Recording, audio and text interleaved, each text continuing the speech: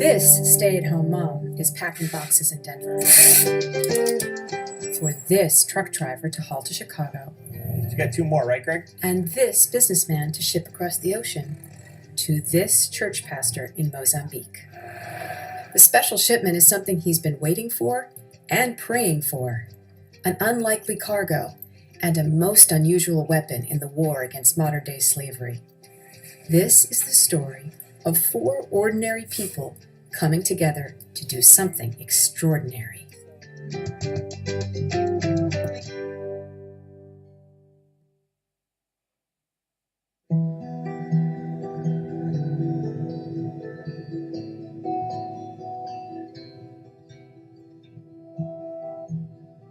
Travel books call Mozambique the land of prawns and prostitutes. What tourists aren't told is that many of the so-called prostitutes are children, bought and sold. This is Tashinya. She was just 15 years old when she was trafficked for sex. Someone will take you and promise they're going to give you money, but in the end they just beat you very badly. And even if you go to the hospital, you can still be left to die because they know that you are nobody. You are a slave. She didn't have the courage to escape until years later, the night her young daughter woke up and watched. When I saw in my child's eyes what she was seeing, I was sad. It is still something that hurts me a lot because of what my child had to see me do that night. I don't want that happening again because it took a lot for me to erase that from her memory.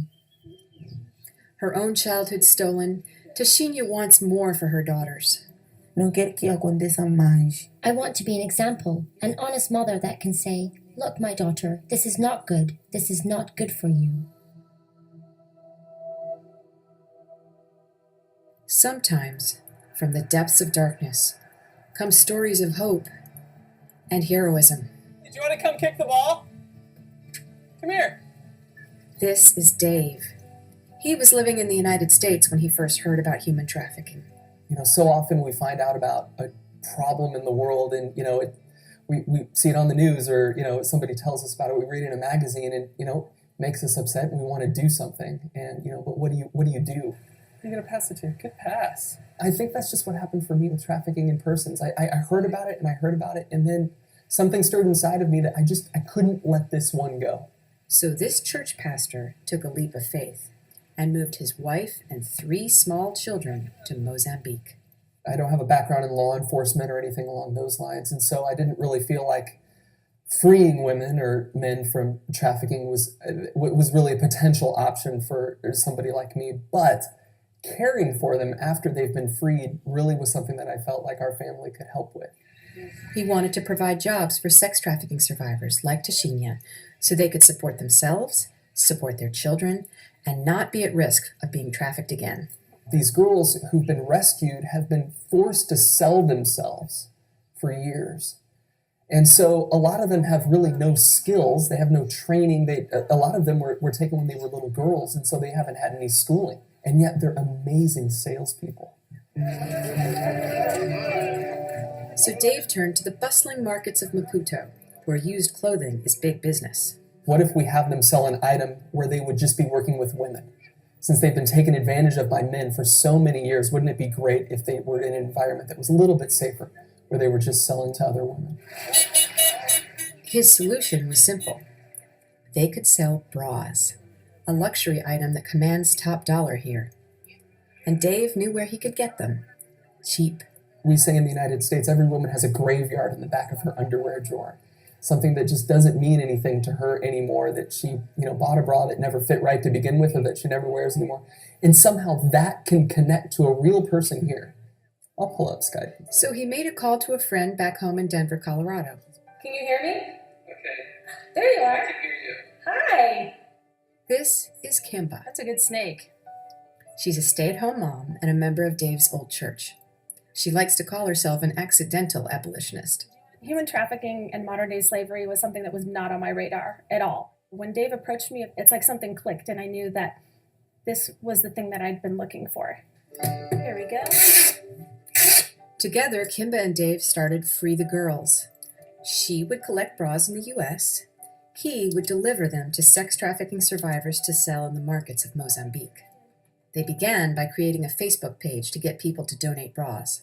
It was supposed to just be a little project. When we started out, we got really excited if it was 50 bras or 100 bras or 200 bras. The idea was to maybe have, a couple thousand bras every year that we could, work with a safe house here in town and help those women sell them. But the response was bigger than either of them expected. People just kept finding us through Facebook. It's really tangible, and I think that's why it's caught on so much, and I think that's why we've collected so many thousands of bras, and these women are just shipping us their bras from all over the country because it's something they can do. You don't have to have a lot of money. You don't have to write a check. All you have to do is reach into the back of your underwear drawer, take out some bras that you're not wearing, and send them to us. In just a few months, Kimba had more than 20,000 bras, but she didn't have the money to get them to Africa. And that's what the biggest challenge is getting the bras over there. So while boxes of bras were piling up in a storage unit in Denver, at the shelter in Maputo, the women were waiting. And waiting and waiting. For me, I felt almost like a little bit of a fraud. I know that they're coming. I know they are. But I needed the girls to trust me. Just wait just that little bit more. They really are coming. I promise that they are. Thank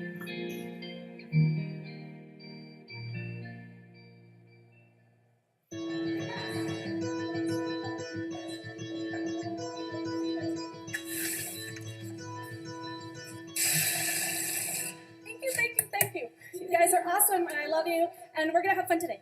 Let's get packing. Let's get cracking. Thank you.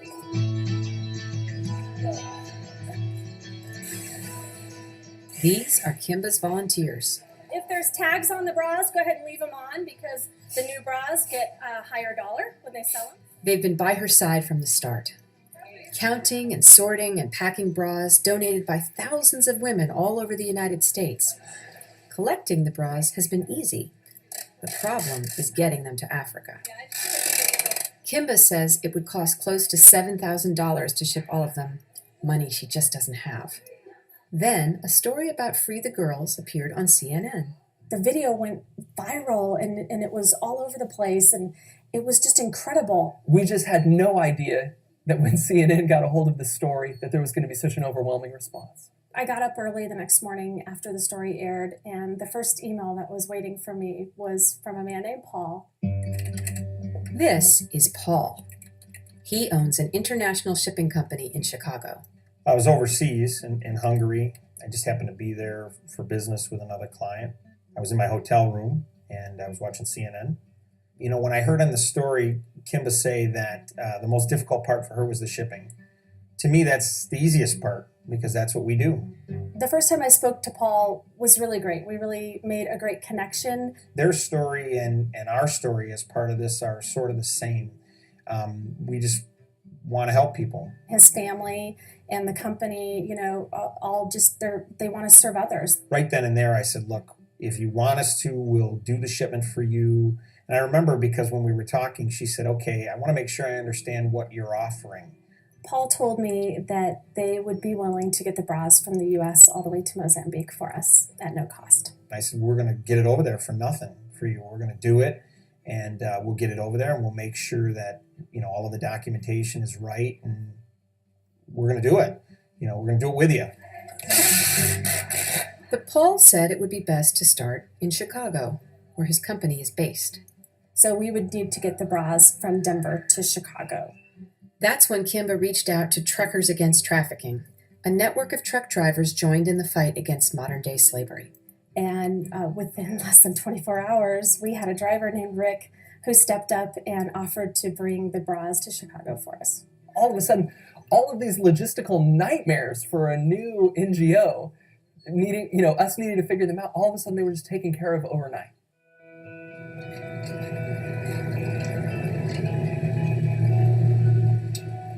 I'm going to grab my keys and I'll open that up.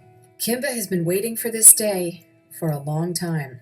I've been thinking a lot over the last week as I've been preparing to empty that unit and to send the bras on their way.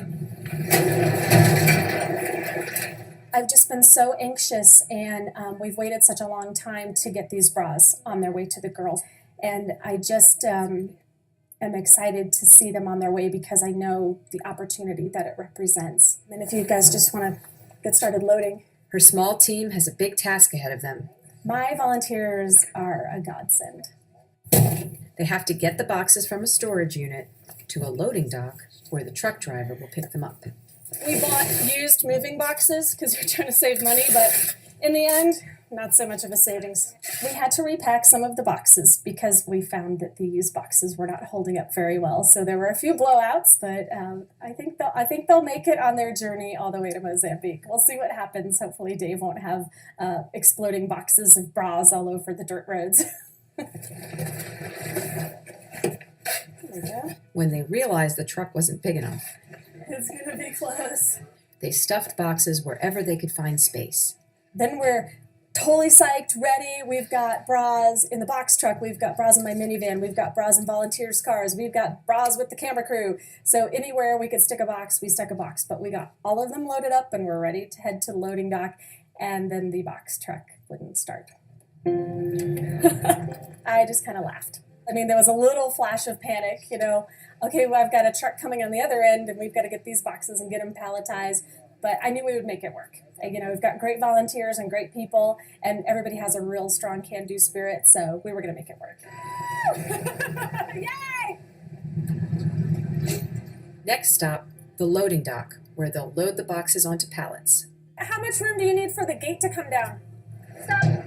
Oh, you hit it. I'm Kimba. Hi, Kimba. Hi. Nice to meet you. Thanks for helping us. Palleting and wrapping the boxes was a lot easier than I thought because we had some great partners from Sport Haley, a company that stepped up and donated us some warehouse space and their loading dock. And so thankfully they had people that knew what they were doing. Did you figure out how many bras? We have 28,400 here in Denver. 400 here in Denver. Seriously. Yeah, 28,400 in Denver, and then we have another close to 6,000 in Tennessee that that's right, somebody's going to drive to Tennessee. Chicago for us. So So they're all going to meet up. they're all going to meet up, and we'll have over 34,000 that are going Goodness, I into didn't know you had Mozambique. 34,000. I didn't either. Oh my gosh. That's so awesome. So is that seriously like a smiley face bra? That's hilarious. Anyway, It is. Look at that. Look at it. It's like a little. just saying a little hi. How are you?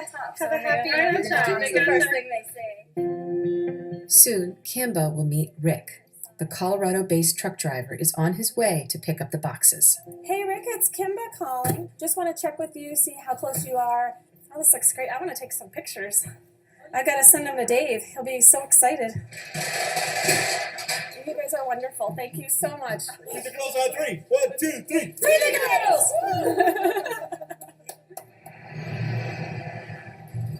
Wow, that's a big truck.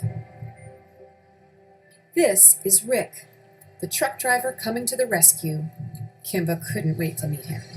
Hi guys, I'm Kimba. When Rick stepped out of the cab, I just wanted to run up and hug him.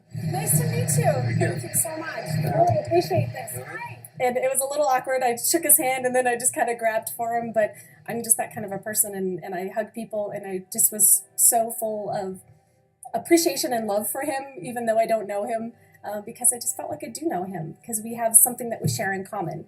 Today was the first time I got to actually see her face to face, what we've been talking about and seeing the type of person she is. In just the short time that I've known him, I've been able to see his heart, and he's just such a lovely, wonderful, genuine man.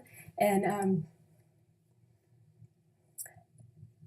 I'm just touched that somebody would be that generous and that would care that much about the cause, that they would go out of their way to make this happen for us.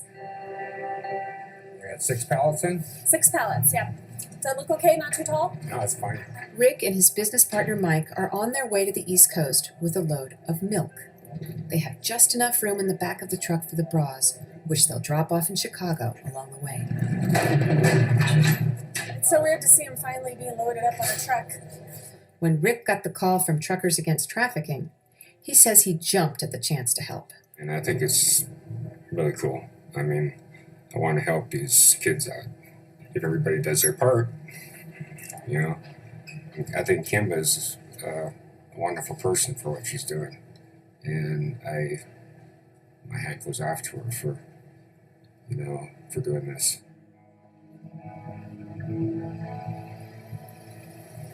Thank you, Rick, so much. I really appreciate it. It means a lot to me. Yeah. God bless you. You too. Have a safe trip. Thank you. Thank you. Watching the truck drive away was more emotional than I thought it would be. It was overwhelming because I was just thinking about how much went into making that happen and how many people stepped up to make that happen. And I just can't wait to get the bras in the hands of many more women.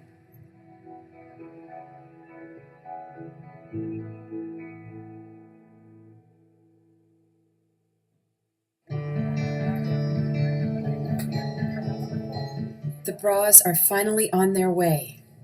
Dave can't wait to deliver the good news to the women at Project Purpose, a recovery center for sex trafficking survivors. I think Free the Girls came along at a perfect time. This is Katie. She runs Project Purpose.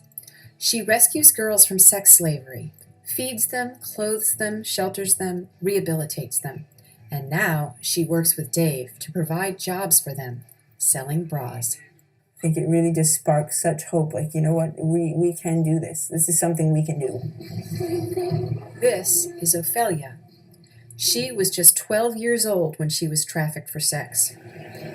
She's free now and excited about her future. She was one of a few women from Project Purpose who tested the bra selling program ahead of time. She was shocked by how well it worked. Women are better at selling bras than men because women know bras and their sizes, and we use them.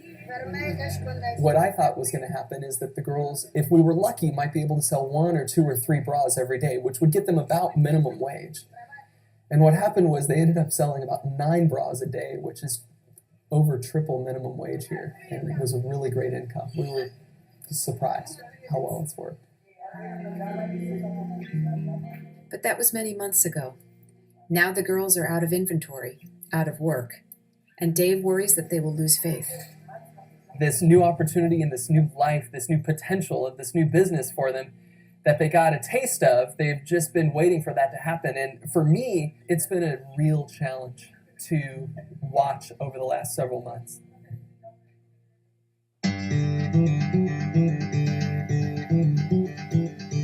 Back in the U.S., the bras are on the first leg of their round-the-world journey, in the back of an 18-wheeler bound for Chicago. We'll go up through Colorado, up into Nebraska, run across Nebraska into Iowa, Illinois, and then up to Chicago. It's about a 17-hour trip.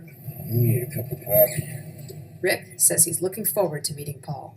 Well, I think it's great that he's going to ship this stuff over there because it's not cheap to ship stuff. It'll be kind of exciting to meet him too because he's obviously got the same vision that, all the rest of us have. Arriving at destination on right. Hey, buddy. I'm Paul. Nice to meet you. It was neat to talk to the guys who brought it, the Truckers Against Trafficking guys, and they brought it, here for free. It's really a neat organization. They educate trucking companies and drivers to recognize human trafficking all over the United States. I was really struck by just how widespread, I guess, human trafficking is in the United States. Maybe I'm naive, but I didn't realize that this was going on as much as it is. We made great time. Glad we got here. Yeah, made terrific time. It was great. And drivers looked a little tired. There were 2 of them, and they got here overnight, which is pretty fast from Denver. They were actually hauling milk to Pennsylvania, and they put it on the truck with that. So it was a refrigerated truck. So when we took the pallets off of the truck, our warehouse manager had to put a jacket on because the truck was a little cold, but didn't harm the bras at all, so that was okay. Basically, once we had gotten it all out, they were on their way. Just regular people throughout the course of their workday, kind of making a difference. A few days later, the boxes were loaded into a shipping container for the next leg of their journey. Off to Africa. With a few stops in between, by train to New Jersey, by boat to France, then Indonesia, and finally to Mozambique.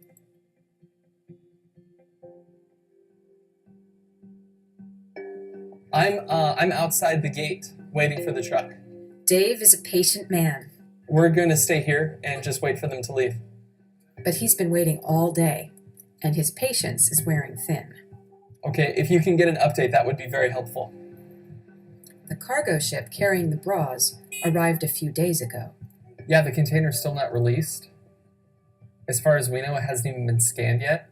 So this morning we confirmed with our importer that, all the documentation was done and what time everything was going to be happening, and he was hoping that the truck would be able to enter the port at 10 and get out by noon, and it's about 3 o'clock now and we're still waiting, wondering what's going on inside the port, what's the holdup. Well, he rattled something off so fast I couldn't understand. All I could understand was wait. We've been waiting for months, but, the last 5 hours seem like they've been the longest part of the whole thing.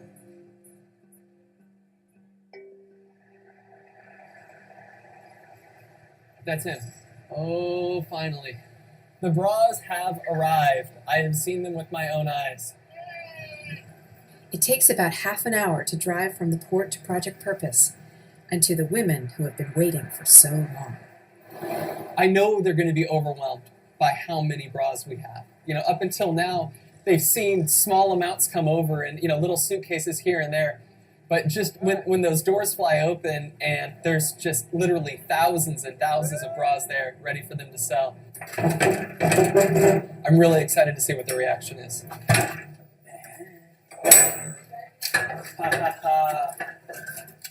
Look at that. It's pretty amazing to see just how many 30,000 bras really are. This is incredible to have them here. And I'm a little overwhelmed thinking about how long it's going to take for the girls to sell this, but this is really fun. This is a good moment.